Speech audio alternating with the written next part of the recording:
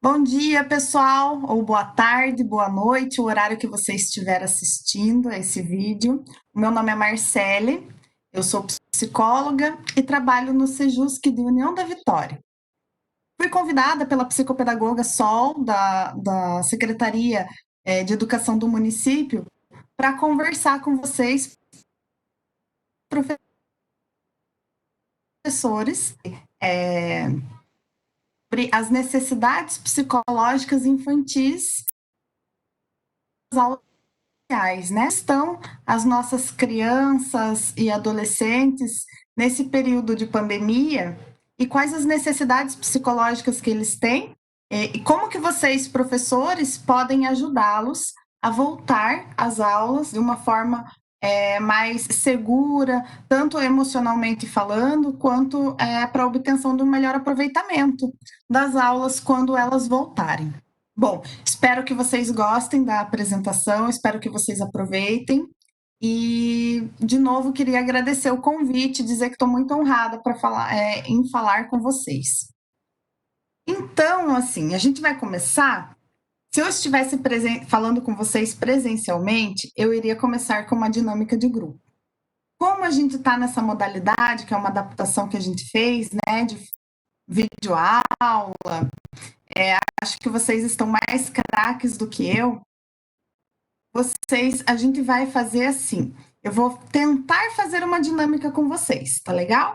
Então, a gente vai começar vendo um aquecimento. Vocês lembram, pessoal, dessas imagens? Né? Então, o biotônico Fontoura, o mertiolate, coisas que marcaram a nossa infância, ou para quem é um pouquinho mais velho, que marcou a adolescência, ou que marcou a juventude, né? Especialmente aqui a vacina BCG, agora falando em tempo de pandemia, né? Todo mundo na expectativa por uma vacina. Essas imagens fazem a gente lembrar algumas coisas, né? Trazem algum sentimento, alguma emoção. Como é que vocês se sentem olhando essas imagens? Traz uma nostalgia aí? Depois, indo mais adiante, quem foi jovem ou criança um pouquinho depois do que eu mostrei ali para vocês antes, vai lembrar de algumas coisas assim, né? Isso antes dos smartphones, antes talvez dos celulares, a gente tinha algumas coisas, alguns itens que eram da nossa memória afetiva ali. E depois disso, né, agora para quem era professor também, ou para quem foi aluno nessa época. Eu fiz esse slide especial aí para quem foi professor, aluno. Também traz algumas coisas para a gente pensar, para a gente lembrar. E agora chegamos no ano de 2020, na pandemia. É uma coisa que vai ficar marcada e gravada, né? Aí eu trouxe os memes para vocês. As coisas que a gente tem visto na. Bom, gente, por que eu estou trazendo isso aqui para vocês? A gente é adulto, algumas coisas ficam marcadas na nossa memória, algumas coisas a gente lembra com muito carinho, outras coisas a gente não lembra com tanto carinho assim, mas mesmo assim foram importantes a gente ter vivenciado, a gente ter passado por determinadas situações. E o que as crianças, então, nossos alunos, vão lembrar quando eles forem adultos? E como para marcar, né? Por exemplo, dizer assim, na minha época a gente não media temperatura, a gente era alvejado na testa. Na minha época a gente não usava perfume, a gente usava álcool gel, ou coisas assim, né? O que a gente está fazendo hoje para assegurar que as nossas crianças, lá no futuro, quando forem adultos, tenham lembranças boas deste ano? para diminuir o sofrimento dessas crianças, desses adolescentes em relação ao que aconteceu no ano de 2020. E que provavelmente não vai ficar só no ano de 2020, que vai ultrapassar esse ano de 2020 e vamos ainda ter sequelas em 2021, como, por exemplo, o distanciamento social nas escolas reais, o uso de máscaras nas escolas, caso eles a gente como professor, como educador, como pais também. Lembrar que pensar nisso, né? O que as crianças, o que a gente está fazendo com elas hoje para que elas passem por isso da melhor forma possível. Aí eu queria contar para vocês assim, né? Olha, a pandemia, ela foi declarada no dia 11 de março. E nós paramos pouco mais de uma semana depois do dia 11 de março. Ou seja, a gente está há 7 meses numa rotina diferente. É muito mais do que. Depois que a criança entra na idade escolar, esses 7 meses é muito mais do que qualquer férias que ela teve, né? Mesmo se você pegar as férias de dezembro e janeiro, emendar uns feriados, as crianças estão mais tempo em casa do que elas jamais estiveram. Então, como que vai ser esse retorno e o que elas estão passando em casa, longe da escola? Como que elas vão voltar a se adaptar e quais as necessidades que elas têm que precisam ser supridas para que elas se adaptem à volta às aulas? É sobre isso que a gente vai discutir. Mas, pessoal, a gente não leva ninguém aonde a gente não foi ainda. A gente não tem condições de encaminhar bem uma criança, um adolescente, se a gente mesmo está bem encaminhado. Se nós não estivermos passando bem pela pandemia, a gente não tem como levar o nosso pandemia também. Então, a gente precisa identificar em que fase da nossa pandemia emocional, em que fase nós estamos. De novo, porque a gente não consegue levar o nosso aluno para a próxima fase ou para o próximo passo se a gente não estiver bem em relação a isso, ao que a gente está passando, com a gente mesmo. Né? Então, em que estágio da pandemia vocês estão aí? Cada um de vocês. A pandemia foi uma situação bastante traumática coletivamente. Nós tivemos muitas perdas. Claro, as mais importantes, claro, são as perdas de vida. Então, não sei se alguém aí de vocês perdeu algum ente querido, algum conhecido para o coronavírus.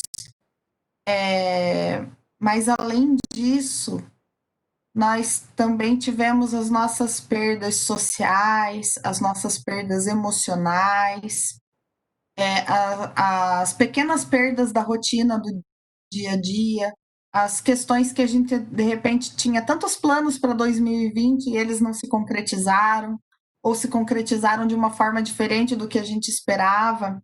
Tudo isso gerou um sentimento de perda muito grande que a gente pode comparar ao luto. E nós temos, dentro dessa situação de luto, 5 fases. E o ideal é que nós alcancemos a 5ª fase, que é a fase da aceitação, onde a gente consegue se movimentar, fazer tudo o que a gente precisa fazer para continuar lutando, para ter as coisas do dia a dia mesmo, de uma maneira que a gente não se sinta perdendo tanto assim, né? Então, em que fase que você aí tá? Fase da negação. Vou falar para vocês um pouquinho. A fase da negação, coletivamente falando, foi lá a fase quando nós estávamos ali em fevereiro e março, quando o vírus estava tomando. Já tinha tomado a China, a Ásia, e depois ele foi tomando a Europa. Né? Vocês vão lembrar da situação da Itália, da situação de Portugal. E nós aqui no Brasil pensando assim, não, mas aqui não vai chegar. Ou a gente ainda estava no carnaval e pensando, não, mas quando chegar aqui, a gente já vai ter a vacina. Quando esse vírus chegar aqui, ele vai chegar mais fraco, ele quase não vai chegar, ou no interior ele não vai chegar, ele vai chegar só nas capitais. Esse vírus é de quem tem, ele só pega em pessoa que tem um comportamento assim de ficar indo em muita festa, ou pessoa que tem um comportamento mais de ir em praia, coisa assim. Eu não tenho esse tipo de comportamento, eu não vou pegar. Então, essa foi a fase da negação, onde a gente estava negando que essa doença existia, ou negando a gravidade da doença e negando que ela iria nos afetar. Tanto é que quando fechamos, a gente pensou assim: vai ser só 15 dias. Depois de 15 dias, mais 15 dias. Depois foi pelo próximo mês. Ou seja, a gente ainda estava nesse movimento de negação da gravidade da situação que a gente iria enfrentar. E você aí? Você ainda está negando? Você ainda acha que esse vírus não vai pegar em você? Ou que nos teus alunos não vai pegar? Como é que está a tua situação em relação à negação? O ideal é que a gente supere essa fase da negação, assumindo que estamos passando pela pandemia, talvez o pior já passou, mas ainda assim existem riscos para a saúde. A próxima fase, depois da negação, foi a fase da raiva, da revolta. A maior tendência nossa foi colocar a culpa na China, né? É culpa da China, se não fosse os hábitos alimentares dos chineses, esse vírus não teria acontecido. Que saco que eu não vou poder viajar. Eu odeio usar máscara. Então, a gente, nessa fase da revolta, da raiva, nós temos comportamentos de muita reclamação. A gente fica, como o nome já diz, com raiva, fica chateado, e a gente tende a reclamar muito de todas as coisas que estão acontecendo. Se eu tenho que usar máscara, eu reclamo. Se eu preciso, se tem que agendar horário para ser atendido em algum lugar, eu reclamo. Então, esta é uma. Entendam que é uma fase do luto. Vão percebendo em vocês e percebam também isso, de repente, nas famílias, né? Os pais das crianças que vocês ensinam, e também nas próprias crianças e adolescentes. Talvez vocês peguem alunos que estejam ali na fase da negação. Talvez vocês entrem em contato com alunos que já estão na fase da raiva, da revolta. Vão compreendendo que isso é uma fase que eles vão vivenciando e vocês vão ajudá-los a ultrapassar essa fase. Ou seja, de uma fase que de repente usar a máscara não incomode tanto assim mais, porque já superaram esta fase. Depois disso, vem a fase da barganha. A fase da barganha, ela é geralmente marcada quando a gente tem começa a se ligar mais com uma divindade, mesmo aqueles que não acreditam em Deus, mas aqueles que acreditam em Deus, têm uma religião, essa fase da barganha fica um pouco mais forte, um pouco mais, não forte, mas ela é mais, você consegue visualizar melhor esta fase. É onde a gente começa a negociar com essa entidade, que a gente pode chamar de Deus, ou com alguma coisa invisível ali, e a gente fica fazendo promessas. Nunca mais eu vou reclamar de ter que ir para a aula. Nunca mais eu vou reclamar dos meus alunos. Quando a pandemia passar, eu vou fazer tudo diferente do que eu fazia no ano passado. A gente começa a fazer promessas, a tentar, como se isso que a gente estivesse prometendo fosse ajudar a passar a pandemia. Como se essas nossas promessas, ou como se essas nossas essas coisas que a gente está planejando para o nosso futuro, em ser diferente do que foi no passado, pudessem ajudar a pandemia a passar. Na verdade, elas não vão ajudar a pandemia a passar, mas elas é uma fase muito mais positiva do que a fase da revolta, por exemplo. Ainda mais se você conseguir levar adiante as coisas que você está planejando, né? E temos depois disso a fase da depressão, é a fase onde cai a ficha, onde você percebe assim, a pandemia não vai passar tão cedo, eu preciso me adaptar ou então eu vou sofrer. Você sente a perda de uma forma mais real, mas sem tanto aquele sentimento de raiva, de revolta. É quase como se você estivesse esperando pela resignação. Isso dá uma baixa mesmo no estado do humor, que a gente chama de depressão, e a gente fica então aguardando pela próxima fase. Então, talvez vocês encontrem alunos deprimidos, talvez encontrem alunos com humor um pouco mais baixo, mas as crianças e adolescentes tendem a ter um movimento de superação mais rápido do que os adultos, e ainda mais se vocês os ajudarem. E a última fase é a fase da aceitação. Coloquei aqui a oração da serenidade. Senhor, dá-me serenidade para aceitar tudo aquilo que não pode e não deve ser mudado. E seria isso que não pode ser mudado no nosso caso agora, sem a questão da vacina? É a própria pandemia, né? Eu não tenho como estalar os dedos ou fazer um movimento e o vírus ir embora. Mas dá-me forças para mudar tudo que pode ser mudado. Mas, acima de tudo, sabedoria para distinguir uma coisa da outra. Quando a gente começa a fase da aceitação, a gente começa a agir proativamente. Então, eu sei que o vírus não vai passar. Por causa disso, eu não vou dar a minha aula. Por causa disso, eu vou deixar de ver os meus alunos. Não, então eu tenho que distinguir aquilo que eu posso mudar, daquilo que eu não posso mudar e agir frente àquilo que pode ser mudado. Fazer algumas adaptações, né? Então, essa fase da aceitação, ela é marcada por um movimento maior das pessoas, de você mesmo. Você começa a, de repente, se alimentar melhor, começa a praticar exercícios de novo, você começa a dar a sua aula de novo de uma maneira mais qualificada, porque você afasta dos teus movimentos diários, por exemplo, a raiva, por exemplo, a depressão. Isso te ajuda a seguir adiante de uma maneira mais adaptada. A aceitação, ela só é possível com outro conceito, que é o da resiliência. Resiliência é uma palavra que vem da física, porque ela se refere à propriedade de alguns materiais, né? Em relação ao quanto de pressão eles podem sofrer sem que haja ruptura. É o que diz ali, né, no texto que vocês estão acompanhando.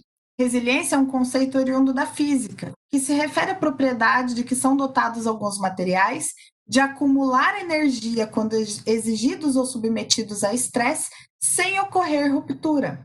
Em outras palavras, a capacidade de voltar ao estado normal depois de ter sofrido pressão. Como que está a resiliência de vocês? Vocês são capazes ou estão sendo capazes de sofrer essa pressão, de sofrer o estresse e voltar a um estado normal? O estado normal é assim, é o normal de cada um, tá? É o normal, assim, de você conseguir dormir e acordar e se alimentar e fazer as tuas atividades de trabalho e se relacionar com a tua família sem de repente entrar num estado de depressão em que você precise de acompanhamento terapêutico ou médico, sem que você tenha conflitos familiares importantes. Então, esta é a condição da resiliência, continuar conseguindo fazer um trabalho de qualidade, mesmo sob pressão.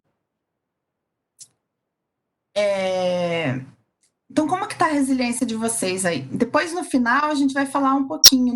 Não é vergonha ou não é uma questão de você se sentir mais fraco se você precisar de ajuda, contanto que você peça ajuda, né? Então, a gente vai falar um pouquinho disso em relação à saúde de vocês, professores, também. Mas o importante é vocês sempre lembrarem que nesse início aqui nós estamos falando basicamente das crianças e dos adolescentes. Então, as crianças e adolescentes também precisam ter resiliência nesse momento. Elas precisam poder passar por isso que nós estamos passando, pelas pressões, pelo estresse de estar em casa, de estar estudando de casa e depois poder voltar para a aula presencial de uma forma, vamos dizer assim, entre aspas, normal, mais ou menos parecido com o que era antes. conseguir acompanhar os conteúdos presenciais? Bom, quando a gente fala de resiliência, a gente fala de aceitação, nós falamos de adaptação. Espero que ninguém aí tenha medo de barata, assim, a ponto de ter alguma crise de ansiedade.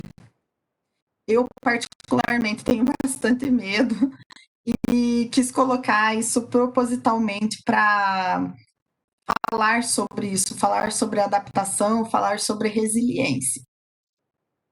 Nos anos 90, uma história que quero contar para vocês. Nos anos 90, uma das melhores ferramentas de dedetização, aclamada como o fim das infestações de barata, era uma isca doce, que viciava as baratas no açúcar.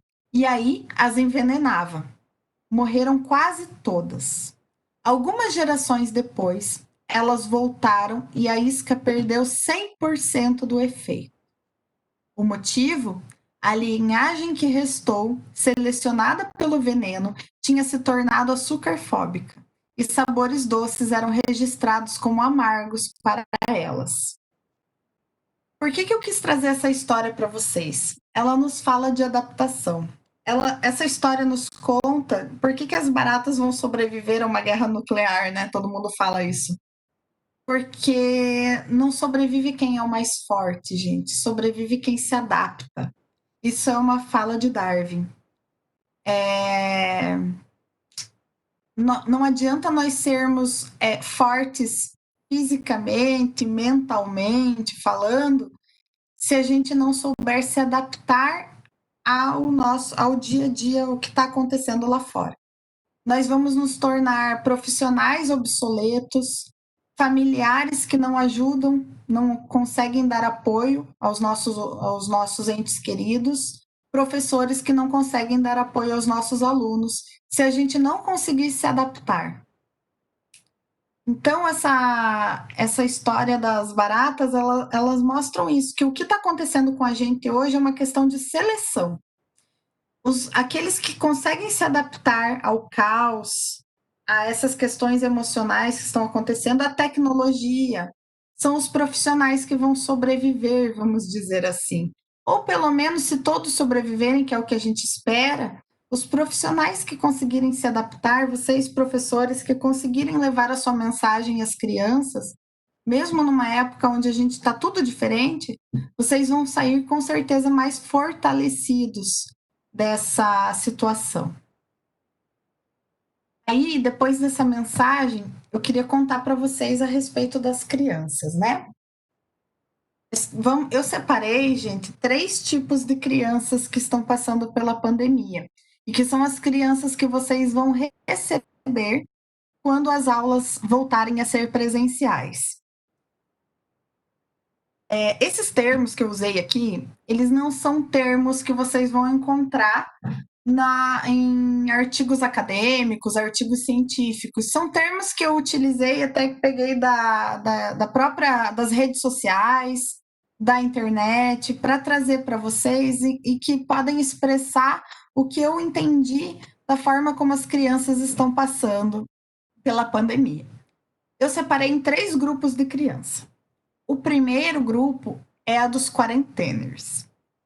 Eu diria que as crianças quarenteners são aquelas que estão vivenciando a quarentena com muito cuidado em relação à sua saúde física, em relação à exposição do vírus, com muita monitoria dos pais, e são aquelas que recebem grande informação dos pais e da mídia em relação ao que está acontecendo em relação ao coronavírus.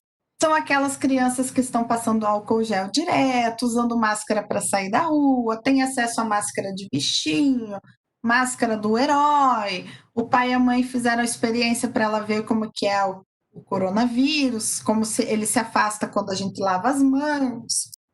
Então, assim, são crianças bastante protegidas fisicamente em relação ao vírus, são crianças que provavelmente vocês vão encontrar mais facilidade para obedecerem às regras quando as aulas voltarem a serem presenciais, né? Elas vão provavelmente respeitar o espaço do coleguinha, vão usar a máscara sem problema, mas possivelmente crianças bastante afetadas emocionalmente, talvez até com muito medo do vírus, maior do que o necessário, com medo irracional do vírus.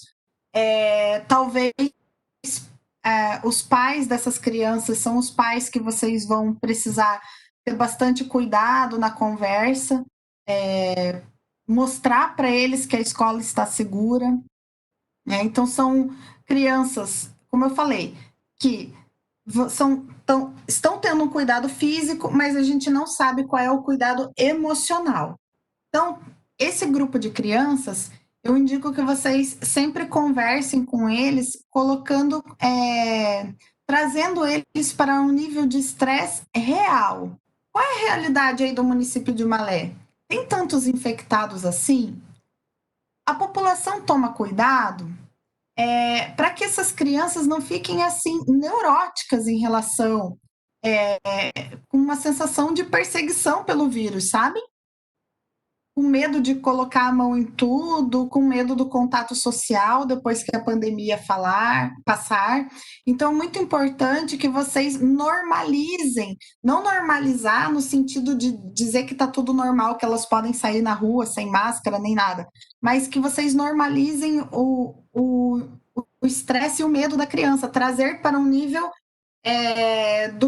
da realidade, do que está acontecendo, porque talvez essas crianças quarenteners, pela quantidade de informação que elas têm, elas estejam no nível de estresse mais alto do que o necessário para passar pela quarentena.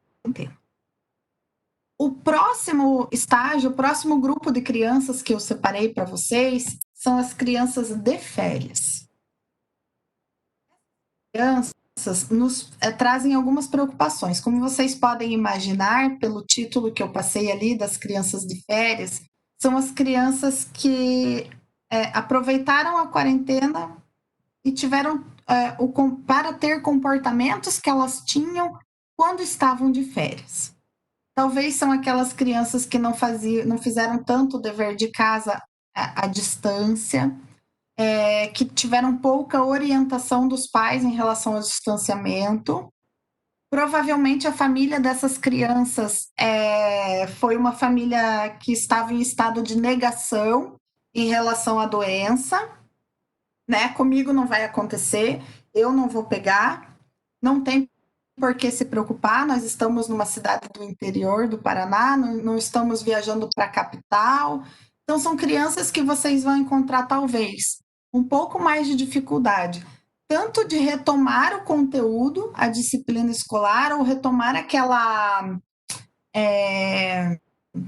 aquele movimento mesmo de ter disciplina, de acordar cedo todo dia, de ter horário, de ter normas, de ter regras, para que elas consigam acompanhar o conteúdo presencialmente, como também vocês provavelmente vão ter dificuldade de que elas respeitem algumas regras que a escola vai colocar, como distanciamento social, uso de máscara, a higiene pessoal, e talvez vocês tenham um pouco de dificuldade com os pais em relação a isso também, porque provavelmente quando a escola voltar às aulas, vocês vão ter horários distintos para atender os pais de cada turma, para eles irem buscar os seus filhos, horários distintos de recreio, e talvez alguns pais não entendam.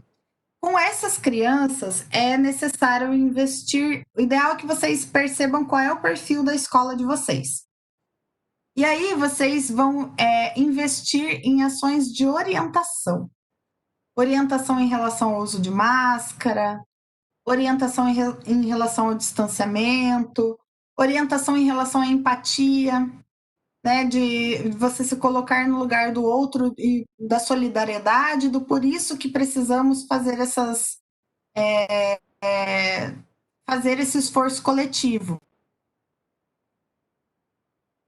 Então, ao investir em campanhas solidárias, sobre os idosos, falar sobre o risco para a população de risco, que esse é um esforço coletivo para não colocar toda a sociedade em risco, que se um da escola pegar, a escola inteira provavelmente vai fechar. Então, vocês vão ter que investir muito em informação, tanto para as crianças quanto para os pais. Aí tem uma coisa, né, pessoal, tanto para todos os tipos ali de crianças que a gente está falando hoje, que esse diagnóstico, ele não deve de quem são essas crianças que vocês vão receber, ele não deve começar quando as aulas começarem a ser presenciais. Ele deve começar enquanto as aulas ainda estão online. Então, qual é o nível de informação e de proteção que as crianças de vocês estão recebendo? O quanto elas sabem sobre o vírus, o quanto elas estão se protegendo. Tudo isso é muito importante vocês saberem para vocês terem um plano de acolhimento dessas crianças quando elas voltarem. E o último grupo, e talvez o mais importante para vocês agora e depois, principalmente agora, é o grupo das crianças vulneráveis. É aquelas que não têm acesso à informação, aquelas que provavelmente a melhor alimentação que elas tinham era a alimentação do horário do recreio, da escola, aquelas que a pessoa de maior referência e maior confiança que elas tinham eram os professores, aquelas que eram vistas e olhadas dentro da escola e no caminho de casa até a escola. E dentro de casa elas acabam sendo invisíveis. Essas crianças são as que tiveram a maior perda durante a pandemia. Elas perderam o olhar cuidadoso e carinhoso dos professores. Elas perderam a oportunidade de uma alimentação melhor, né, dentro da escola. Perderam aquele contato diário com os colegas que poderiam acrescentar mais para elas. Então, essas são crianças que, claro que elas já eram vulneráveis antes da pandemia, continuam sendo, mas a principal questão é que elas não têm mais o olho do Estado todos os dias nela. Que eram vocês, né, professores? Olha, eu trabalho no Sejusc, Centro Judiciário de Solução de Conflitos e Cidadania do Fórum. Então, o meu trabalho é ouvir as pessoas e relatar se o poder, para que o poder público e o executivo ajude, né, a uma determinada situação familiar. E muitas vezes eu pedia nos meus relatórios que determinada criança fosse, por exemplo, incluída numa creche, no CEMEI, né? Por que eu pedia isso? Porque eu sabia que os olhos dos professores iriam nos ajudar, nós do judiciário, caso aquele pai e aquela mãe fossem negligentes. Eu sabia que aquela criança, se ela tivesse, por exemplo, muitos dias sem tomar banho ou com a roupa muito suja, a escola ia acionar o conselho tutelar. Eu sabia que se aquela criança apresentasse alguma marca no corpo, a escola ia acionar o conselho tutelar. Então, os olhos de vocês são muito importantes. Como que vocês devem fazer agora? Eu não sei como que está o nível de alerta aí em Malé, mas o ideal é que vocês se revezem para fazer visitas, né, para essas crianças. Saber como elas estão. Vão de máscara, vão com toda a questão da proteção, né? Mas vão até essas crianças. Vão levar máscaras para elas, vão levar informação, vão levar um dia de brincadeira com a segurança, né, que é necessária, sempre orientados pelos profissionais da saúde, mas promovam alguma ação em relação a essas crianças, a essas populações mais vulneráveis, para que vocês possam ajudá-las caso elas estejam em uma situação de risco que ninguém esteja vendo. Então, ações como, por exemplo, quem faz aí o ensino à distância, não sei se é o caso do município de vocês, pelo celular, né, por videochamada, a doação de celulares, a doação de aparelhos eletrônicos, ela é muito importante para vocês incluírem, por exemplo, esse público. E não está tarde para fazer isso, porque provavelmente quando o ensino voltar, ele vai voltar mesclado, um pouco à distância e um pouco presencial. Então, quem sabe investir em ações como essas, fazer um revezamento aí dos professores, lembrar, de repente, os professores qual é a criança que mais se identificava, ou aquele aluninho lá que você sente muita saudade, que você acredita que vai ser vulnerável, faz um plano aí com a tua equipe pedagógica para fazer uma visita para ele. Não faz essa visita uma vez só também e nunca mais, faz aí periodicamente, tá bom? Acho que é bem importante a gente continuar olhando para esse público. Bom, o que essas crianças podem ter em comum? Independente delas serem quarentenas, de férias ou vulneráveis. A pandemia ela trouxe alguns efeitos físicos e psicológicos em relação à própria questão da mudança de rotina, uma mudança brusca de rotina. Para as crianças, quais podem ser esses efeitos, né? Alguns efeitos imediatos incluem transtorno do sono, como, por exemplo, demorar para pegar no sono ou não ter um sono tão reparador assim. Irritabilidade, piora da imunidade e medos. Então, a criança ela pode deslocar o medo. Na verdade, é o medo do contágio, é o medo do coronavírus, por tanto se ouvir falar nele, mas às vezes ela desloca esse medo para uma outra coisa. Uma criança que nunca tinha medo do escuro, uma criança que não tinha medo de sair na rua para brincar, ela começa a apresentar medos exagerados, ou medos que não são reais, né? Que não tem o porquê, um motivo palpável para ela sentir esse medo. Talvez isso possa ter decorrido exatamente do deslocamento, do medo do coronavírus, do medo da pandemia. Ela coloca esse medo em outra figura. A médio e longo prazo, a gente pode ver transtornos de ansiedade, depressão, queda no rendimento escolar, estilo de vida pouco saudável. Talvez, eu não sei como que é aí no município de vocês, mas eu acredito que um dos efeitos que vocês mais puderam observar como professores que não estão no dia a dia com as crianças, passaram a ser entregues para as crianças, que os pais vão buscar, depois a criança faz em casa, depois ela devolve feito. Ali no primeiro mês, no segundo mês, quase todos os alunos estavam fazendo, os pais iam, levavam, ajudavam as crianças. Depois vai havendo uma queda nesse aproveitamento, nesse rendimento. Isso é natural e é um efeito, sim, da pandemia. Então, ele é um efeito esperado que pode ser contornado. E é um efeito que a família precisa ajudar a criança. A família que, juntamente com a criança, conseguiu alcançar aquele estado de aceitação, ali que eu passei para vocês, das fases do luto, ela vai ter muito mais facilidade em se manter fazendo as atividades, em manter a rotina escolar. Então, uma educadora social de uma associação lá de Florianópolis, ela fez uma pesquisa com as crianças, com algumas crianças que frequentavam essa associação de apoio para as crianças. E ela, na pesquisa dela, ela encontrou quais são as angústias, ou quais eram, naquele momento, as angústias das crianças frente à pandemia. Eu estou trazendo isso para que vocês entendam que as crianças elas têm sofrimentos em relação à pandemia muito parecidos com o sofrimento dos adultos. E tem alguns que são próprios da fase da infância e da adolescência. Por exemplo, um dos maiores sofrimentos que essa pesquisadora encontrou foi o medo que que as crianças têm de reprovar. Então, reprovar na escola por conta de não ter acesso aos materiais didáticos foi um medo que as crianças apresentaram.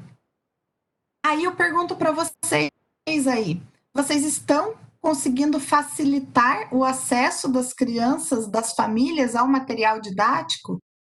Estão conseguindo esclarecer as dúvidas que elas têm em relação a isso? Porque se vocês estiverem conseguindo, vocês estão, na verdade, retirando uma preocupação que as crianças têm. Aí as crianças de Malé, diferentemente das crianças que foram entrevistadas lá em Florianópolis, podem pelo menos não apresentar esse medo, né, da reprovação ou do não acesso ao material pedagógico, material didático, né? O outro medo que elas têm é a possibilidade de contaminação de alguém da família.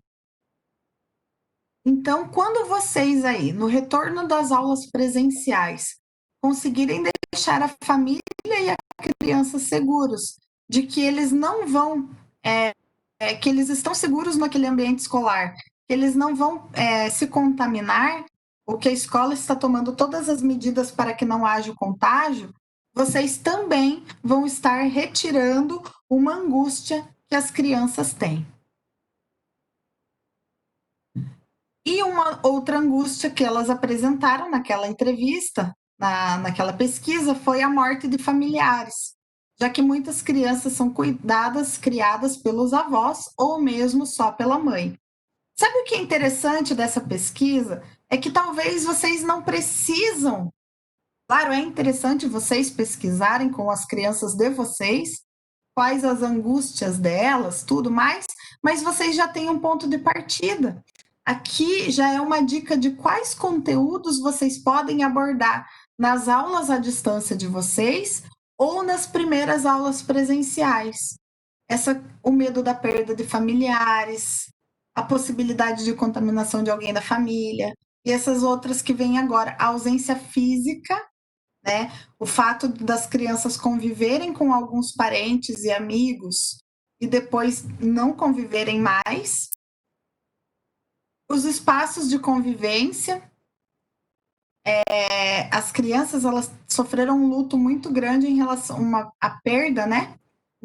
Do parquinho, do recreio da escola, das viagens em família, ou seja, né, da vida como ela era antes. Mas aqui nesse slide, Angústias das Crianças, é uma dica bem boa sobre temas que vocês podem trabalhar agora ou na volta às aulas, nos primeiros dias de volta às aulas. Essa pesquisadora que tinha passado para vocês ali daquela associação, ela fez uma entrevista com um menino de 10 anos, para vocês verem como as crianças são sensíveis no sentido de que elas sentem mesmo que elas falem, elas estão sentindo o que está acontecendo.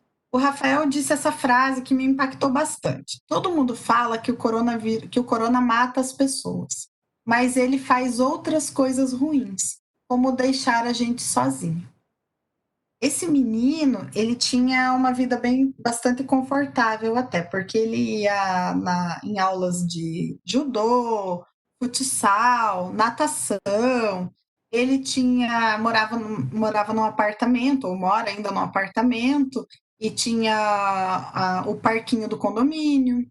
Então, tudo isso que eu falei para vocês foi retirado dele. Ele passou a viver só nas 4 paredes do apartamento dele, sem contato com as outras crianças, sem contato com os professores, sem muita atividade física, como ele fazia antes. Então, esse menino, pensem quão triste ele deve estar. Por isso que eu digo para vocês que, se vocês não estiverem interagindo com os alunos de vocês agora, vocês precisam começar imediatamente a interagir com os alunos de vocês, mesmo que seja à distância, pelo computador ou pelos celulares, ou em alguma forma em que a saúde, os profissionais da saúde liberem vocês para fazerem, sabe?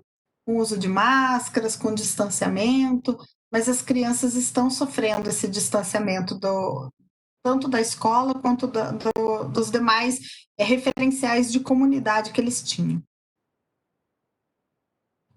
A mesma pesquisadora, ela coletou o sonho da Maria. A Maria sonhou o seguinte: sonhei que estava na escola abraçando minha professora, mas quando acordei, fiquei triste, pois não era verdadeiro que o corona tinha acabado. Então é tão interessante isso, e vejam o conteúdo desse sonho, quanto a professora era significativa para Maria, a ponto dela sonhar que estava abraçando a professora. Vejam, pessoal, como o abraço de vocês, professores, faz falta. percebam como as crianças, apesar de no dia a dia, talvez elas não demonstrarem, ou talvez no dia a dia elas sejam mais assim bagunceiras, agitadas, percebam como vocês fazem falta. Como o professor é uma figura mítica no imaginário das crianças. Eles têm muito essa questão de referência em relação ao professor. Então, de novo, existe sim um sofrimento das crianças em relação a toda a pandemia, mas existe um sofrimento especial em relação aos professores. Então, se vocês puderem, de alguma forma, aliviar esse sofrimento, mantendo contato com elas, isso vai ser de grande valia. Aí, o título da minha fala é o seguinte, né? Agora eu tô chegando no final ali, porque eu deixei justamente a questão do título da fala agora para essa parte, depois que a gente já discutiu outras coisas. Quais são as necessidades psicológicas infantis frente à volta às aulas, ou uma possível volta às aulas? Ou seja, o que a pandemia fez com que as crianças precisassem e que vocês vão suprir? Então, vou dizer para vocês que a necessidade psicológica das crianças são as mesmas necessidades que sempre foram, talvez exacerbadas pelo distanciamento social. As crianças têm a necessidade de afeto e de atenção. E eu sei que muitas vezes o papel dos professores, especialmente no ensino fundamental e no ensino infantil, ele se confunde com o papel dos pais. E é normal que se confunda, especialmente na visão das crianças, porque elas vão fazer um movimento de transferência em relação a vocês, professores, muito grande. Ou seja, elas vão atribuir a vocês questões que elas atribuem aos pais. Por exemplo, o afeto e a atenção. Então, elas querem, elas precisam do professor, da professora, o afeto e a atenção que elas também precisam do pai e da mãe. Então, é preciso que vocês saibam que vocês vão suprir essa necessidade, especialmente na volta às aulas. As crianças, elas, em relação a essa necessidade de afeto e atenção, elas precisam se sentir amada e querida. Então, ela precisa que você demonstre para ela que ela fez falta. Precisa que você mostre para ela que você a ama, que ela é querida dentro da escola. Vocês, professores, sabe, quando as aulas voltarem, coloquem balão na escola, se a saúde assim deixar, né? Façam coisas, algum movimento, alguma coisa que marque para elas o quanto elas eram desejadas dentro do ambiente escolar. Mas tentem começar isso agora. Tentem mostrar para os alunos de vocês que eles são queridos agora. Então, como que a criança se sente amada, se sente querida, se sente dada atenção? Quando tem um tempo para brincadeira, com momentos de interação, quando você ouve o que ela tem a falar, quando você estimula ela a falar. Então, isso são dicas, pessoal, para vocês fazerem, tá? Tanto agora, se puderem fazer com distanciamento social, mas não deixar de fazer. E muito mais depois, quando vocês estiverem recebendo essas crianças, para que vocês supram essas necessidades que elas têm. A próxima necessidade que as crianças têm é a necessidade de segurança e de limites. Comportamentos aceitáveis na sociedade. O não acompanhado de uma explicação dos motivos daquela reprimenda. Ajudar a criança a compreender o que é esperado dela. Aqui, quando eu falo de segurança e de limites em tempo de pandemia, eu estou falando justamente das regras que vocês vão precisar seguir para que as aulas voltem de forma segura quando for presencial. Então, vocês vão. A criança tem essa necessidade de segurança e de limites. Então, quando vocês obrigarem, entre aspas, o uso de máscaras, entre aspas, não, porque vai ser obrigatório mesmo. uso de máscaras, quando vocês obrigarem o distanciamento social, isso não deixa de ser uma forma de amor. E a criança vai reconhecer, ela tem essa necessidade de que alguém mostre para ela até onde ela pode ir, de que alguém mostre para ela como está fazendo para que ela se sinta segura naquele ambiente. E a última necessidade, então vocês viram lá, necessidade de afeto, de atenção, necessidade de segurança e de limites e a necessidade psicológica de estímulos. É preciso que você estimule ela a perceber as coisas de que ela é capaz de fazer, estimule a alcançar um próximo degrau, né? Esse estímulo não é só também isso de você estimular nas atividades pedagógicas, mas é estimular também a autoconfiança e a autoestima. É dizer para a criança que ela pode mais, o quanto ela está bonita naquele dia, é falar para ela que você a admira por conta de alguma qualidade que ela tenha.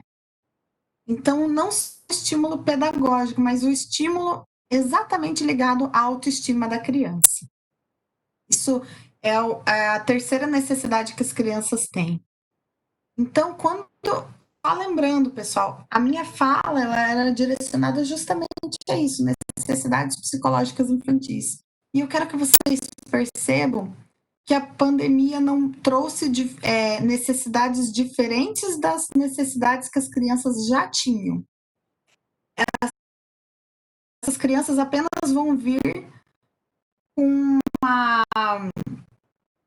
essa falta, com essa necessidade um pouco mais ampla, talvez um pouco mais de necessidades do que antes, mas vocês garantindo para elas atenção e afeto, garantindo para elas segurança e limites, e garantindo para elas esses estímulos positivos em relação à autoestima delas, vocês vão com certeza superar essas necessidades psicológicas que elas têm. Tá? Vocês vão ajudar o aluno de vocês a se adaptar de novo às aulas presenciais, ou se não voltar antes e vocês conseguirem executar isso no dia a dia agora com distanciamento social, vocês vão ajudar eles no aqui e agora também. Então, a escola, pessoal, já lida com tudo isso. Vocês já lidam com o que eu falei para vocês, porque vocês já promovem essas interações sociais, vocês já falam de família. A escola vai onde nenhum outro programa público vai, porque a escola, se você quer vacinar as crianças, aonde que você vai? Você vai na escola. Se você quer fazer uma palestra sobre abuso infantil para as crianças, aonde que você vai fazer a palestra? Na escola. Então, sempre tudo que se refere a crianças e adolescentes, geralmente o poder público já busca na escola, já busca o apoio e a parceria da escola. As famílias já têm o costume de buscar o apoio dos professores, da equipe pedagógica. Então, a escola já faz isso. Já tem esse papel muito grande na sociedade, maior do que apenas ensinar, apenas esse sim, entre aspas, ensinar. Só que a escola passou a lidar com muito mais coisas do que o que já lidava. E talvez não, isso é um motivo de estresse para os professores. E lembrem que a gente não leva o outro aonde a gente ainda não foi. Por isso, a gente não tem como prestar afeto, atenção, segurança, limites para as crianças e estímulos se a gente não estiver bem com a gente mesmo. Então, vocês, professores e a escola, vocês passaram a lidar com muitas coisas que vocês não lidavam antes. A adaptação do conteúdo, as aulas online, a entrega de material impressos, protocolos de saúde, falta de experiência nessa situação de aulas à distância, né, pandemia, pais contrariados e executar os protocolos de forma lúdica. Ou seja, como é que vocês vão fazer tudo isso que tem que fazer e ainda de uma forma que as crianças entendam, né? Por conta disso, e aí a gente ainda vai ter que lidar com mais coisas ainda, né? Por conta disso tudo que aconteceu, vocês, na recepção das crianças na volta às aulas, ainda é exigido de vocês que vocês façam a inserção de novas práticas no currículo escolar, como o exercício da gratidão, o exercício da empatia, o exercício da solidariedade, incentivar o otimismo e a esperança. Isso aqui é fundamental para vocês conseguirem ter um corpo discente coeso, porque senão vai chegar, como eu falei para vocês, vai chegar lá a criança que era quarentena com a criança que estava de férias, com a criança que era vulnerável. Os 3 grupos na mesma sala de aula. Como é que vocês equalizam? Ou seja, como é que vocês colocam todas elas numa mesma frequência? Para que elas consigam aprender, né? Dali em diante que elas consigam absorver o conteúdo escolar. Vocês só vão conseguir fazer isso se vocês colocarem essas práticas no currículo escolar. O exercício da gratidão, da empatia, da solidariedade, do otimismo e da esperança. Como que eu faço isso? Bom, vocês vão ter que discutir isso no corpo pedagógico de vocês. Por exemplo, vocês vão... Tem várias práticas para incentivar a gratidão. Por exemplo, todo dia lembrar uma coisa que você é grato. Vocês podem, por exemplo, fazer uma ação e adotar uma instituição de caridade depois que a pandemia tiver, fazer algum evento que possa ser à distância e incentivar que as crianças participem na sociedade, sabe? Vocês vão precisar, além de vocês, professores, terem se adaptado para dar as aulas à distância, lidado com coisas que vocês não sabiam lidar, agora vocês ainda têm que lidar com esse novo conteúdo que é mais de cunho psicológico. Mas aqui, como eu falei para vocês, é a dica para vocês conseguirem colocar todas aquelas crianças que passaram pela pandemia de forma diferente, para que vocês consigam equalizar elas, para que vocês consigam não ter diversas questões na mesma sala de aula e vocês não conseguirem avançar no conteúdo que vocês querem passar. Então, se sempre vocês voltarem para essa questão da empatia, da solidariedade, do otimismo, vocês vão conseguir avançar no conteúdo escolar também. Aqui tem uma mensagem de uma psicóloga e educadora. No auge da pandemia, já estava se discutindo a volta às aulas. E ela colocou a seguinte mensagem. No Facebook dela, eu retirei de lá. Retirei, quero dizer, né? Eu copiei e colei aqui para vocês. Essa psicóloga e educadora colocou assim: as escolas, qual é o desejo dela na volta às aulas, né? Que as escolas mandem na agenda o seguinte bilhete: venham com roupa que possa ser rasgada, para que elas possam ralar os joelhos e cotovelos de tanto rolar na terra. Que comam tatu bolinha, que tomem banho de mangueira e muito, muito sol. Que façam penteados malucos, que dancem muito e joguem bola, até caírem exaustos no chão. Depois disso, gostaria que as escolas refletissem com as crianças o que significou essa experiência para elas, para as famílias, que falem sobre resiliência, enfrentamento de frustrações, sobre solidariedade. Temos que levar alguma lição do que estamos vivendo. Temos que fortalecer nossas relações como famílias e como sociedade. Então, se a gente pensar numa volta às aulas, pensando nas necessidades psicológicas infantis que passei para vocês, pensando na pandemia e numa possível volta às aulas, não tem como vocês voltarem às aulas no primeiro momento já com o conteúdo escolar ali, aquele que ficou lá da língua portuguesa, da história, da matemática, das ciências, a ser vencido. As crianças não vão estar com suas mentes, com o seu psicológico, né, preparado para absorver a informação que vocês vão ter para passar. Vocês primeiro vão ter que trabalhar o que foi o distanciamento social, o que é essa retomada, falar sobre solidariedade, sobre empatia, para depois vocês conseguirem retomar o conteúdo. Frente a isso, professores, é natural que vocês se sintam irritados, frustrados, ansiosos. É natural que vocês se preocupem com o conteúdo, com a recuperação do conteúdo, com a elaboração de estratégias para as crianças se recuperarem, né, o que elas perderam, porque as aulas presenciais são fundamentais e, com certeza, mesmo que elas estejam fazendo as lições à distância, não é a mesma coisa do que fazer presencial. Então, é natural que vocês estejam sobrecarregados. Sobrecarregados, frustrados, ansiosos, irritados.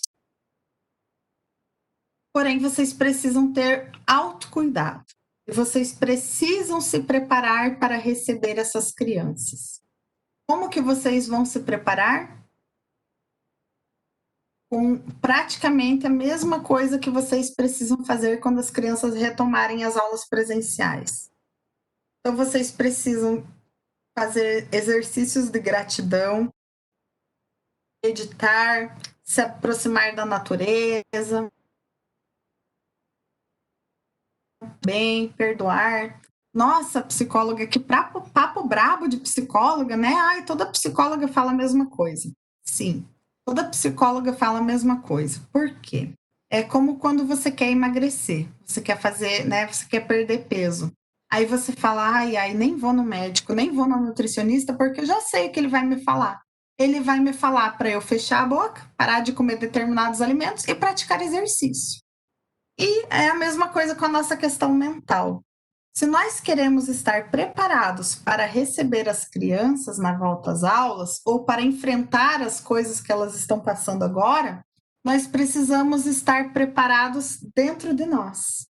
Não tem outros exercícios, não tem uma receita mágica que não essas situações, né? De você praticar o exercício da gratidão, você lembrar que você está vivo, que o sol nasceu para você, que você tem comida na sua mesa, que você tem pessoas que te amam ao seu redor. Então, a gratidão ela pode ser por coisas muito grandes, como ela pode ser por coisas pequenas, por detalhes do nosso dia a dia. Praticar a meditação, por quê? Por causa da tranquilidade da respiração, desse clarear dos pensamentos, isso é bastante importante. O contato com a natureza também ajuda a aliviar o estresse. Perdoar é muito saudável. Existem pesquisas científicas que falam sobre o poder do perdão, né? Sobre você não guardar rancor e mágoa, porque são sentimentos que trazem doenças físicas. E praticar o bem. Aí, pessoal, depois disso, eu, em nome do Sejusc, de União da Vitória, quero oferecer um serviço para vocês, professores. Nós aqui no Sejusc, em União da Vitória, nós criamos a rede de ajuda Sejusc Coronavírus. Ela é uma rede de ajuda que foi criada justamente porque a gente entendeu que no momento que a pandemia se estabeleceu no Brasil, que as pessoas iam ficar isoladas em suas casas ou iam sair da rotina normal, ia haver sofrimento psicológico. Algumas pessoas iam lidar com isso numa boa, mas muitas pessoas não iam lidar com isso numa boa. Isso não é vergonha, não é sinal de fraqueza, nada disso. A rede de ajuda funciona como? A gente ouve as pessoas, a gente somos pessoas capacitadas para ouvir e orientar, acolher e encaminhar, caso necessário, as pessoas que a gente ouve para outros serviços. Então, você que está ouvindo agora essa palestra, se você tiver alguma necessidade social ou psicológica e você não está conseguindo sozinho superar e você gostaria de poder conversar com alguém sobre essa tua dificuldade, nós estamos aqui para isso. E o Dr. Carlos Mattioli, que é o juiz coordenador do Sejusc, autorizou a gente a oferecer esse serviço para vocês, professores de Malé. Então, se vocês estiverem com alguma dificuldade emocional ou na esfera social de vocês, entrem em contato com a rede de ajuda Sejusc Coronavírus. A gente vai ouvir vocês, e pode ser só uma escuta, uma orientação, um atendimento mais qualificado, como encaminhamento para psicólogo, para outro serviço que vocês precisem. Então, a gente está colocando esse serviço à disposição de vocês. Como que funciona? Vocês vão acessar a página do Sejusc no Facebook, ou então procurar no Instagram, Rede de Ajuda Sejusc Coronavírus. E vocês podem mandar uma mensagem direta para a gente, lá no privado. Sabe quando fala no privado com a gente? Então, falem no privado com a gente. Ou na rede de ajuda Sejusc Coronavírus no Instagram, ou no Facebook do Sejusc de União da Vitória. Mandem uma mensagem no privado, alguém vai atender vocês, pegar o número do telefone ou o contato que vocês derem e vai encaminhar vocês para um profissional capacitado para fazer a escuta de vocês. Então, eu queria, no final dessa minha fala, deixar esse serviço à disposição de vocês. Fico à disposição para dúvidas, para interagir com vocês. A psicopedagoga da Secretaria de Educação do município tem o meu contato, caso vocês precisem, então, para que vocês possam, enfim, conversar comigo, tá legal? Queria agradecer com vocês. Aqui tá as referências, então, dessa fala de hoje. E o meu muitíssimo obrigado para vocês. Uma boa tarde, um bom dia, uma boa noite, onde você estiver. Tá? Tchau!